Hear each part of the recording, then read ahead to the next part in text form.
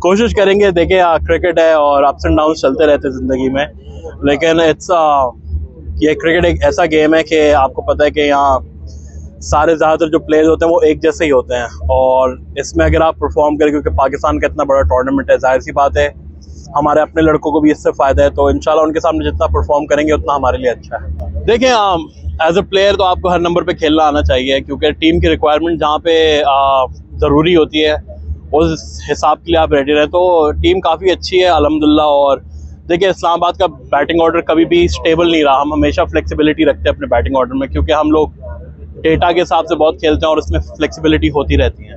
तो टीम में तो जाहिर सी बात है जब आपको टीम के लिए खेलना हो तो ये चीज़ें आपको मैनेज करनी पड़ती है। आई थिंक एलेक्स हेल्स की जहाँ तक बात है तो he is one of the main players for Islamabad United, क्योंकि वो जितना अच्छा वो स्टार्ट देते हैं तो आई थिंक मिस करेंगे। लेकिन Martin Guptill another inclusion in Islamabad United, जो कि काफ़ी अच्छे प्लेयर हैं, और लास्ट ईयर भी अगर आप उनकी PSL की परफॉर्मेंसेज देखें तो they were outstanding, he scored 100 as well. तो कोशिश करेंगे कि जिस पॉजिटिव माइंडसेट के साथ इस्लामाबाद यूनाइटेड खेलती है उसी माइंडसेट के साथ खेलें। और बाकी दूसरा सवाल आपका क्या था? 138 और 144 बिल्कुल, बैटिंग लाइन देखें, हमने जो स्कोर्स किए हैं, अगर आप हमारी बॉलिंग देखें तो मुल्तान के खिलाफ हम आखिरी बॉल तक मैच लेके गए और कोयटा के खिलाफ भी हम लोग सेकंड लास्ट ओवर तक गए। तो इसका पॉजिटिव साइन ये है कि हमारी बॉलिंग काफ़ी अच्छी जा रही है, और जहाँ बैटिंग हमारी स्कोर करेगी तो हमें पता, हमें इतनी अपने ऊपर भरोसा है कि हमारी बॉलिंग काफ़ी अच्छा करके देगी। तो अभी तो हमें ये पता है कि चीज़ें शुरू में हमारे सामने आ गई, ताकि बाकी टूर्नामेंट के लिए हमारी चीज़ें जो हैं, जो लैप्सेस हो रहे हैं वो अच्छे रहें और टीम को जिताएं आगे जाके। यार परसेप्शन तो देखिए बन जाता है, जाहिर सी बात है। और लीग में भी देखें वही प्लेयर्स आते हैं खेलने, और इंटरनेशनल में भी वही प्लेयर्स होते हैं, लेकिन जाहिर सी बात है जहाँ तक बात है कि इंटरनेशनल सर्किट पे ना काफ़ी प्लेयर्स पीछे तैयार हो रहे होते हैं, तो उस हिसाब से आपको अपनी जगह मनवाने के लिए परफॉर्म तो करना है। इन दी एंड हाँ यही है, जाहिर सी बात है I couldn't grab the opportunity, but इंशाल्लाह अगर फ्यूचर में कभी मुझे चांस मिलता है तो कोशिश करूँगा कि पाकिस्तान के लिए परफॉर्म करूँ, क्योंकि इसमें मतलब I do want to play for Pakistan, क्योंकि उससे बड़ी प्राइड आई थिंक हो नहीं सकती किसी क्रिकेटर के लिए कि अपनी कंट्री को रिप्रेजेंट करे। लेकिन जाहिर सी बात है उसके अलावा अगर आपको जहाँ भी अपॉर्चुनिटी मिल रही है दुनिया में खेलने की, तो आप वहाँ पे जाके खेलें, अपना टैलेंट शोकेस करें, ताकि आपको दुनिया भर से जाहिर सी बात है ऑफर्स वगैरह आती हैं, तो आप अपना वहाँ भी टैलेंट शोकेस करें। जाहिर सी बात है क्योंकि क्रिकेट इतनी तेज़ होती जा रही है कि लीग क्रिकेट भी उठ रही है, but I think international circuit पे परफॉर्म करने का अलग ही नशा है। हाँ सर, देखिए ये सारी चीज़ें फ्यूचर में, अभी जो प्रेजेंट मोमेंट है वो ये है कि PSL है। तो मैं हमेशा से अपने इंटरव्यूज़ में कहा है कि मैं फ्यूचर के बारे में ज़्यादा वरी नहीं करता, क्योंकि जो चीज़ प्रेजेंट में मेरे सामने मौजूद है पहले मैं उसके बारे में सोचूं, फिर मैं आगे जाके सोचूंगा कि क्या चीज़ हो सकती है, क्या लैप्सेस हैं, क्या चीज़ें चल रही हैं।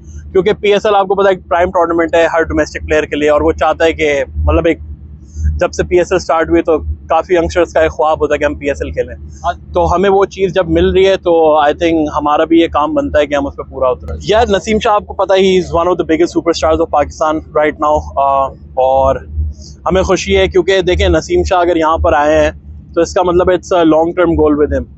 तो कोशिश यही होगी कि नसीम को जितना कंफर्टेबल रखा जाए, जितना उन्हें यहाँ पे मज़ा आए खेलने में, ताकि क्योंकि अगर नसीम के भाई भी हैं, नसीम भी है, तो हमें काफ़ी मज़ा आ रहा है उन तीनों के साथ। तो बाकी तीनों माशाल्लाह से बहुत ही अच्छे हैं और बहुत अच्छे से रहते हैं।